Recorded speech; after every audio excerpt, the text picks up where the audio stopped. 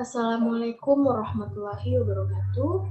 Yang terhormat Ibu Dwi Nuraini Dahlan MPD selaku dosen pengampu pada mata kuliah IAD, IBD, ISB, serta teman-teman sekalian. Puji syukur marilah kita panjatkan kepada Allah Subhanahu wa taala dan sholawat serta salam semoga tetap tercurahkan kepada baginda Rasulullah Muhammad SAW. Perkenalkan, nama saya Fatmayanti. Di sini saya akan sedikit menjelaskan beberapa materi tentang hakikat, fungsi, moral, dan hukum dalam upaya mendapatkan keadilan, ketertiban, dan kesejahteraan masyarakat dalam perspektif Al-Quran. Yang A. Hakikat, fungsi, nilai, moral, dan hukum. 1. Hakikat, nilai, dan moral. Terkait dengan nilai, ada dua pendapat mengenai hal itu, yaitu yang pertama, pandangan objektivisme. Aliran ini berpendapat bahwa nilai itu objektif, ada pada setiap sesuatu. Tidak ada sesuatu hal di dunia ini yang diciptakan tanpa memiliki nilai. Yang kedua, pandangan subjektivisme. Aliran ini berpendapat sebaliknya, bahwa nilai suatu objek melekat pada subjek yang menilainya. Objek memiliki nilai sebab subjek yang memberikan nilai padanya. Nilai selalu berkenaan dengan kehidupan manusia sehari-hari. Nilai merupakan suatu hal yang diidentikan dengan sesuatu yang sifatnya baik. Sehingga dalam kehidupan sehari-hari, manusia membutuhkan dan mengejar nilai. Contohnya, mahasiswa yang belajar giat untuk memperoleh nilai yang bagus, atau seseorang yang memberikan suatu penilaian terhadap suatu objek, semisal hasil karya seni. Moral berasal dari bahasa Latin, yaitu mores, yang berarti adat kebiasaan. Dalam bahasa Indonesia, kata moral berarti juga akhlak.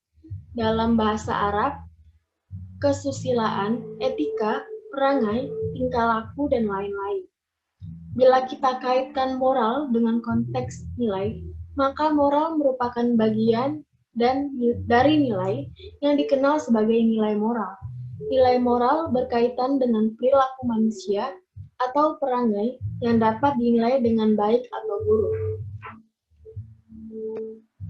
2. Norma sebagai perwujudan nilai. Norma adalah perwujudan dari nilai. Dalam setiap norma, pasti terkandung nilai di dalamnya.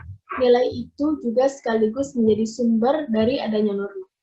Norma juga dapat digunakan sebagai tolak ukur untuk mengevaluasi atau menilai perbuatan seseorang. Yang ketiga, hukum sebagai norma. Sebagaimana yang telah diuraikan sebelumnya, bahwasanya hukum merupakan bagian dari norma, yaitu norma hukum. Bila kita mengkaji mengenai hukum sebagai norma, itu artinya kita berbicara tentang norma hukum itu sendiri. Selanjutnya, B. Keadilan, ketertiban, dan kesejahteraan. 1. Makna keadilan. Keadilan berasal dari bahasa Arab yang artinya tengah. A. Menurut Kamus Besar Bahasa Indonesia (KBBI), keadilan berarti sifat perbuatan perlakuan yang adil. B. Menurut Frans Mognis Suseno dalam bukunya Etika Politik, keadilan adalah sebagai suatu keadaan di mana semua orang dalam posisi yang sama. Yang kedua, fungsi dan tujuan hukum dalam masyarakat. Ada 4 fungsi hukum dalam masyarakat, yaitu sebagai berikut. Yang A. Sebagai alat pengatur tertib hubungan masyarakat. B. Sebagai sarana untuk mewujudkan keadilan sosial. Yang C. Sebagai penggerak pembangunan. Dan yang D. Sebagai kritis hukum. C. Perwujudan masyarakat bermoral dan taat hukum. Terciptanya kondisi masyarakat yang bermoral dan beretika sangat penting bagi terciptanya suasana kehidupan masyarakat yang penuh toleransi, tenggang rasa, dan harmonis. 1. Masyarakat bermoral.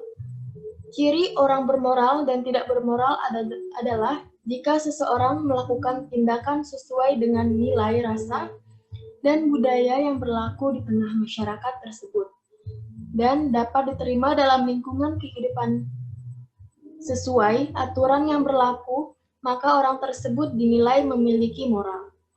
Yang kedua, kesadaran hukum. Hukum dalam masyarakat merupakan tuntutan, mengingat bahwa kita tidak mungkin menggambarkan hidupnya manusia tanpa atau di luar masyarakat. Kesadaran hukum pada hakikatnya berpangkal pada adanya suatu pengetahuan tentang ketentuan hukum yang mengatur.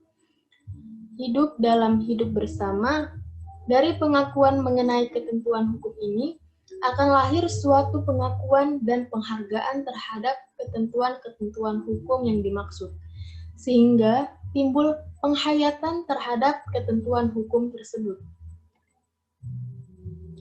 Yang kedua, problematika nilai moral dan hukum.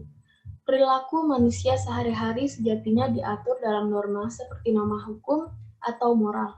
Namun pada faktanya banyak terjadi pelanggaran baik terhadap norma agama, kesopanan, kesusilaan, atau bahkan norma hukum yang sejatinya memiliki sanksi yang jelas dan tegas. Cukup sekian yang dapat saya sampaikan.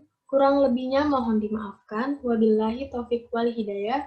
Wassalamualaikum warahmatullahi wabarakatuh.